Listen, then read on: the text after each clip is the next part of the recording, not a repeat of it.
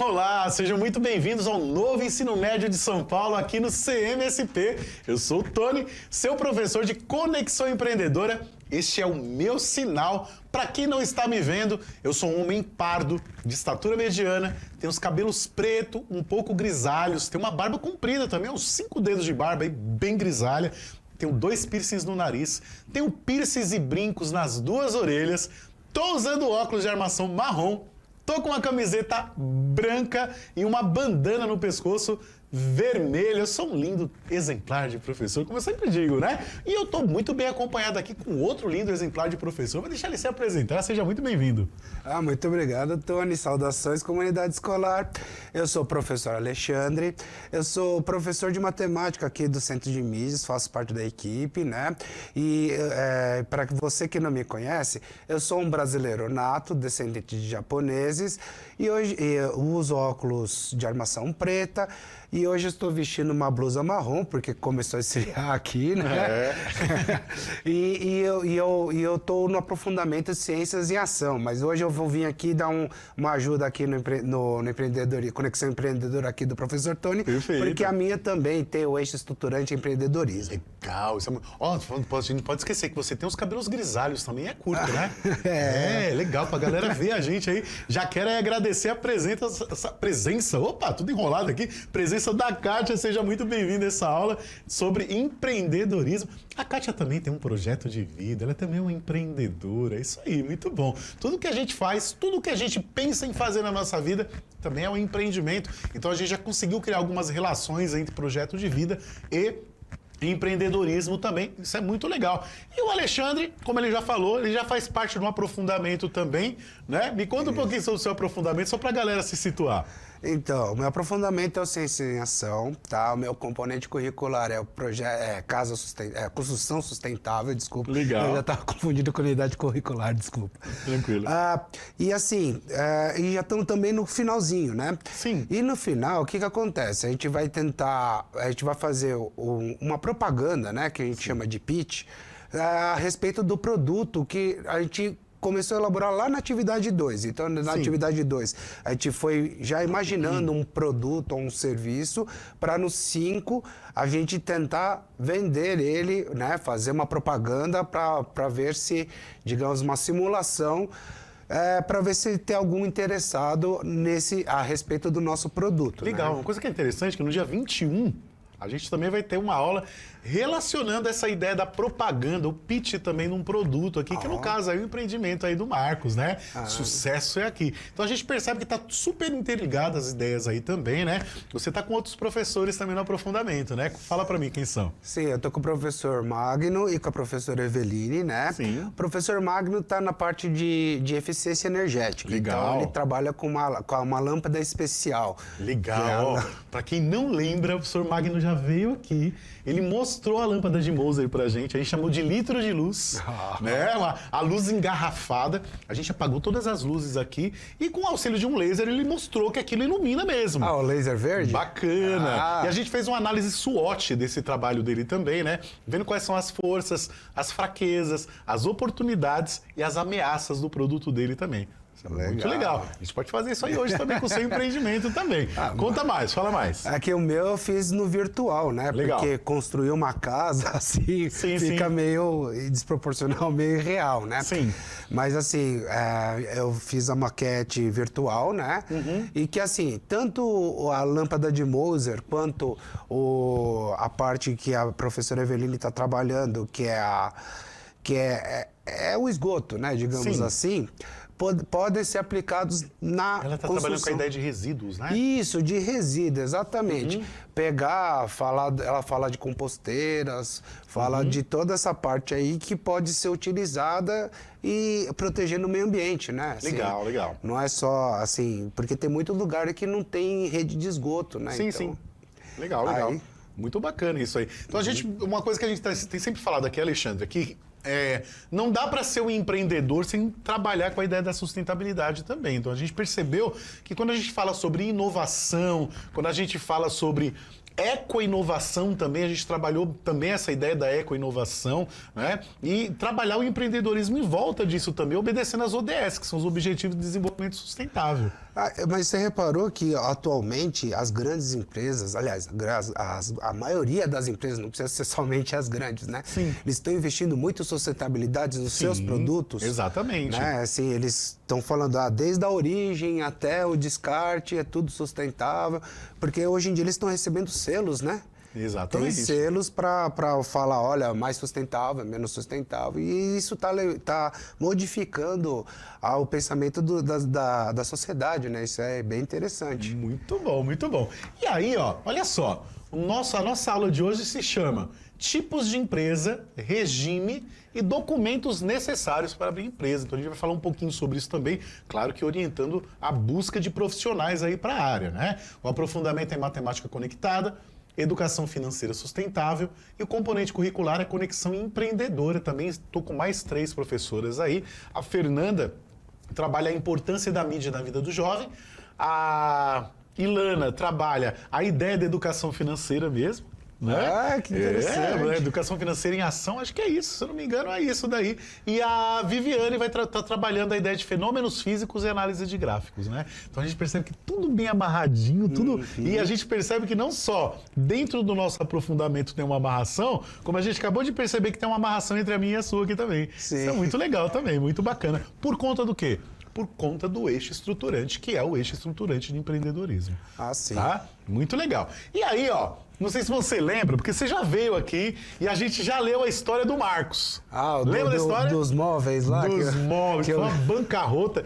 E a gente chegou a alguns pontos aqui, mas antes da gente pontuar, a que conclusões nós chegamos aí para salvar o empreendimento do Marcos, né? Tem até uma aula chamada Salvando Marcos, né? Muito legal. E a gente trabalhou com a ideia de dropshipping e e-commerce, né? A gente não tem um sinal para isso, né? Então, a gente chama e-commerce em comércio eletrônico, comércio pela internet, né? O dropshipping é um tipo de comércio pela internet também, só que a gente meio que trabalha com consignado, né? Com mercadorias de outras pessoas, né? Muito legal, tá? Tem 2 tipos de dropshipping.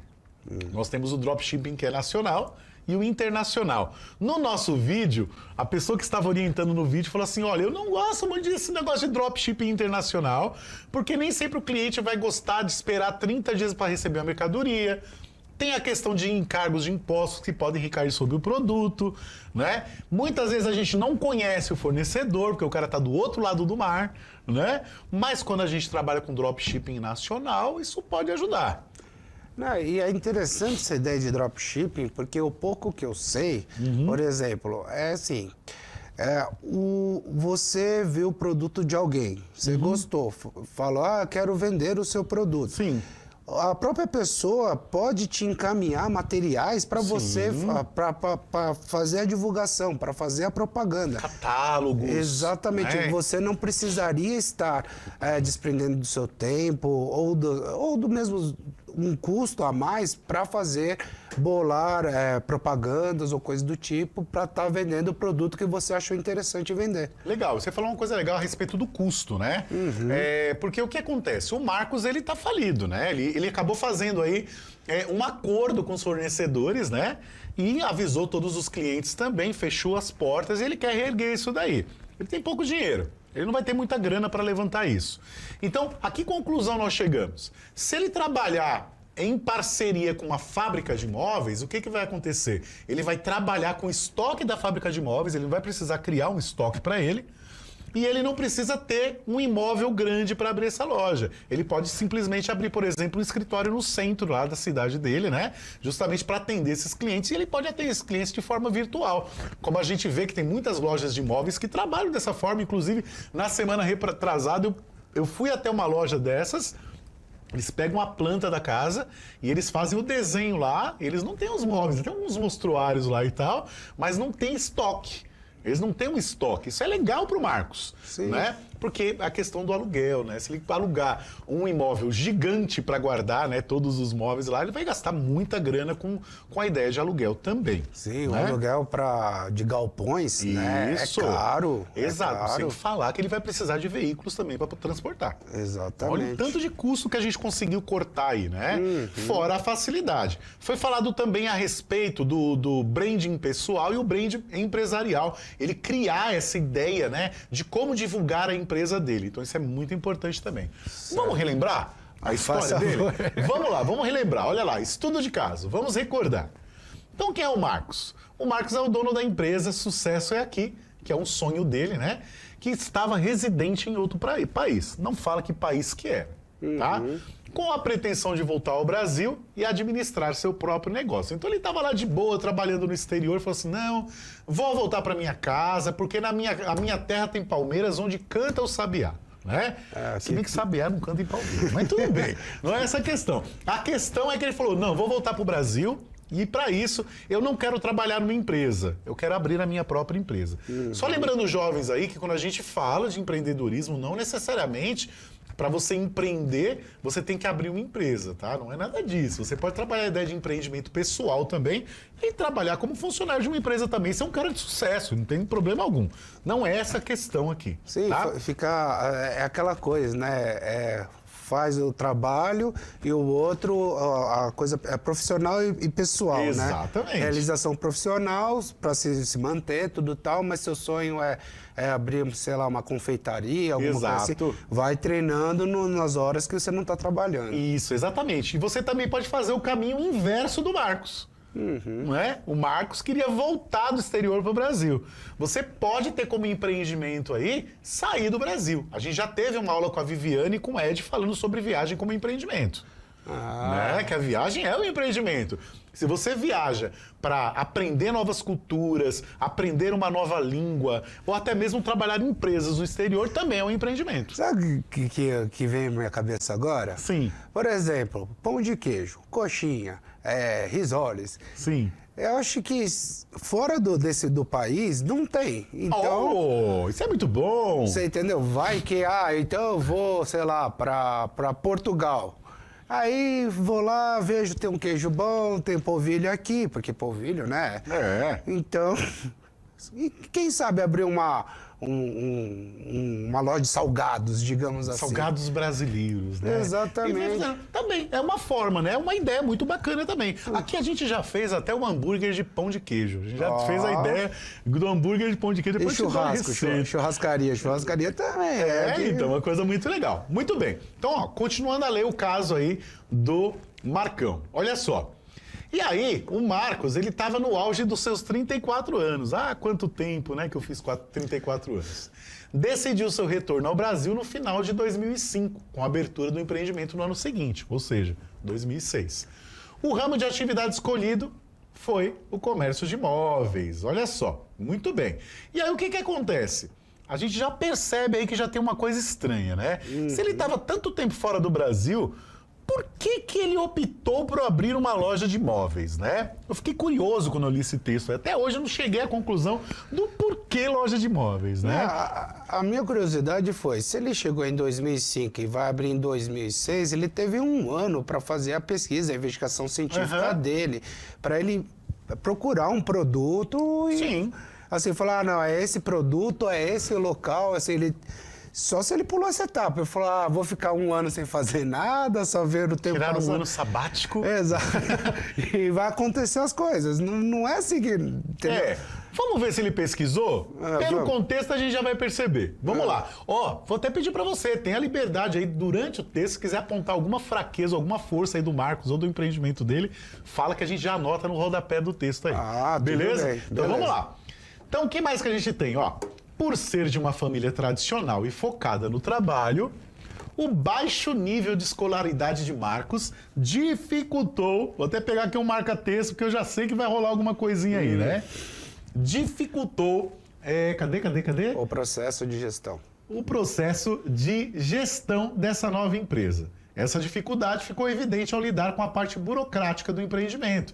Por exemplo, no preenchimento das notas fiscais ou no conhecimento de tecnologia para automatização desse processo. Aqui a gente já achou uma fraqueza aí, né? Bastante. Olha lá, o baixo nível de escolaridade, né? Olha só, tem que estudar até para ser empreendedor, né, gente? Não é porque você vai abrir uma empresa que você tem que largar a escola, né? Mas assim, esse 1 ano foi o que eu já tinha levantado anteriormente esse questionamento, né? Aham. Esse 1 ano ele deveria ter feito a parte de pesquisa, de investigação mesmo, de estudo, né? Correr atrás. Ele não sabe preencher a nota fiscal? Pô, como é que faz? Quem que eu tenho que procurar? Ele, assim, pelo que eu tô lendo aqui, é assim, ele ficou parado, achando que tudo ia cair do céu, vai acontecer um milagre em mim. Basta só ter vontade. Exatamente. Né? Que o negócio vai acontecendo. É isso aí. Muito bom. Falaram pra ele que aqui no Brasil tava chovendo dinheiro, né? Ele achou uma nota de 50 na rua e falou assim, não, agora não, vou esperar a próxima chuva. Entendi. Foi o que ele fez. Então vamos lá. Então a gente já achou uma fraqueza aí do Marcos, né? Que é o baixo nível de escolaridade. Não só isso, né? A questão da cognição, que foi muito apontado durante todo esse estudo de caso, né? Que ele não estava aberto a novos conhecimentos aí. Isso dificultou bastante para ele. Vamos lá. Continuando. Apesar de seu baixo nível de escolaridade, Marcos acreditava que sua intuição e a dedicação integral era o caminho para obter sucesso. Ele trabalhava mais horas na sua empresa em comparação às atividades realizadas nos trabalhos fora do Brasil. Com isso, não se preocupou em avaliar os riscos do ramo escolhido. Ah, meu Deus do céu. Escolhido como um todo. Então tá aqui, ó. Não se preocupou em avaliar os riscos do ramo escolhido. Como um todo. Olha só, como um todo. Porque há riscos que nós chamamos de ameaças. Dentro da análise SWOT, né, ele esqueceu de alguns detalhes da ameaça. Quais seriam as coisas que poderiam ameaçar ele? Um dos casos é a concorrência, cara. Então, assim... Aí eu volto lá, eu estou remetendo muito ao meu aprofundamento, ao meu componente curricular. Porque ele não está pesando as vantagens e as desvantagens, os prós e os contras. Exatamente, ele não estudou o mercado, ele não, você entendeu? Tem um sonho, então eu vou agir. Não, cara, calma. Para, tem que ir pensa, estuda, veja o que você necessita, avalie se vai valer o gasto de energia e do seu tempo, porque isso daí não volta. Então, muito legal o que você está falando, porque é justamente a nossa aula anterior que fala sobre planejamento. Então, porque não adianta nada ele trabalhar mais e mais e mais se não vai ter o retorno lá na frente. Exatamente, entendeu? Muito bem. Ele perde qualidade de vida. Exatamente, e qualidade, inclusive, do que ele oferece pro povo, né? Pros clientes, né? Sim. Vamos continuar, vamos lá. Sem avaliação dos riscos, Marcos optou por deixar o valor de venda de seus produtos muito próximo ao de concorrentes da região. Olha aí, olha só. O valor de venda de seus produtos muito próximo aos outros concorrentes da sua região. Isso é um problema, porque ele entrou no que a gente chama de cartel. A gente só entra num cartel se a gente tiver um diferencial no nosso produto. Porque para vender a mesma coisa ao mesmo preço não compensa. De duas uma. Ou você vende ao mesmo preço com uma qualidade melhor, ou você vende a mesma qualidade com um preço menor. Não dá para você ficar trabalhando, vendendo a mesma coisa, porque aí você vai ter muitos concorrentes aí. Mas se não me falha a memória, assim, né, eu acho que é meio, até mesmo ilegal vender a preço, assim, a preço de custo ou abaixo do custo. Como é que você vai pagar a empresa? Não tem como. Não tem como, o salário... Não é sustentável, né? Não é. Não é sustentável. Olha lá. Ele não verificou o custo que tinha para manter a empresa e também que o local escolhido estava fora do grande centro. Parece que nada estava certo aí, né, Cauene? Olha, nada certo, né? Muito bom, vamos continuar. Além dos riscos anteriores, ele optou por uma política de crédito aos clientes como um diferencial para o sucesso. Infelizmente, a empresa de Marcos chegou a um índice de inadimplência com seus fornecedores, o que resultou em dificuldades de caixa e, consequentemente em descapitalização da empresa para a compra de novas mercadorias. Me parece que ele próprio estava fazendo financiamento disso daí. Ele não se aliou a uma financeira, a um banco, para que o banco fizesse o financiamento, né? Isso é um problema. Nós temos muitos bancos digitais hoje, né, Alexandre? Que você pode vender o seu produto por lá, emitir o boleto por lá, e aí o que acontece? O cara paga com cartão de crédito nesse banco, e aí o banco já devolve para ele, já descontando o serviço. Ele poderia ter feito isso, ao invés de ter arcado com o custo do financiamento. Não, sim, mas assim, pelo que no slide anterior, ele estava vendo praticamente com preço de custo. Sim. Né, assim, então assim, ele já não tinha dinheiro, e ainda ele fez essa política de crédito. Não vai conseguir. É. Ai, gente, puxa vida. Vamos lá. O que mais que a gente tem aí, ó? Como consequência dos riscos, veio o aumento das despesas. Sem ter conhecimento adequado sobre projeção de vendas e análise financeira, Marcos utilizou sua reserva ao longo dos meses e não obteve retorno satisfatório. Então a gente percebe que ele pecou muito no que diz respeito à gestão financeira, né? Precisava ter estudado. O que mais que tem aí, ó? Mesmo com todas as dificuldades apresentadas, em mais uma tentativa de prosperar o negócio para alcançar o sucesso, ele ainda realizou um investimento em produtos com perspectiva de venda imediata por um alto valor. O que não aconteceu, deixando a empresa assim em uma situação difícil. Muito provavelmente aí, Alexandre, ele pecou de novo em relação à pesquisa de mercado, né? Saber o que o povo ao redor ali precisava, que tipo de mercadoria o povo compraria, né? Sim. Tá? E o poder aquisitivo também das pessoas da região dele. E por ele estar fora do centro, quando você vai comprar um móvel, você vai na lojinha de bairro? Normalmente você vai numa loja do centro, pelo menos a gente faz isso, né? Na verdade, um quarteirão ou num lugar que tenha bastante dessa mesma... que tem a concorrência, né? Sim. Móveis, então... Sim. Eu vou numa região que tem um monte de lojas de imóveis e aí eu vou comparando os preços, a qualidade, tudo isso. Exatamente, muito bom. Olha só, se você fosse guardar uma batata hoje, você ia guardar sua batata junto com outras batatas ou você ia guardar a batata junto com sabonetes? Não, com outras batatas. Então você vai abrir sua loja perto do lugar onde as pessoas buscam móveis.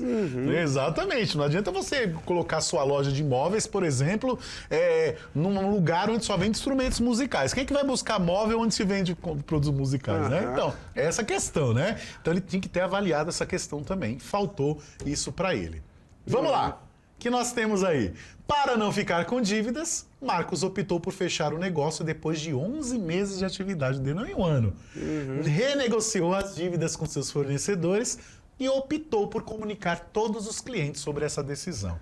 Então, olha só, aqui apareceu, ó, fica a pergunta, você consegue identificar pontos fortes que precisam ser aprimorados e fracos e onde precisam ser fortalecidos no empreendimento de Marcos? A gente já apontou bastante coisas aqui, né? Ele é um cara que tem bastante disposição para o trabalho, isso é um ponto forte, né? Ele tem bastante disposição, ele é um cara que gosta de trabalhar, isso é legal também, mas a gente percebe que existem algumas falhas em relação à cognição aí, né? Não, mas assim, isso me faz lembrar de uma coisa, né? Nenhum homem é uma ilha. Então faltou ele procurar ajuda também de especialistas. O networking faltou, né? Também, né? Faltou muito. Sim, porque assim, às vezes uma pessoa tá ruim, a pessoa no mesmo ramo tá ruim, as duas se juntam e ficam fortes. Exatamente, trocam conhecimentos, né? Exatamente. Trocam figurinhas, né? Vamos dizer assim. Exatamente. Então, o networking, ele serve para isso, gente. Então, todas as vezes que você for formar uma empresa, ou até mesmo você está buscando entrar numa faculdade, está escolhendo um curso aí,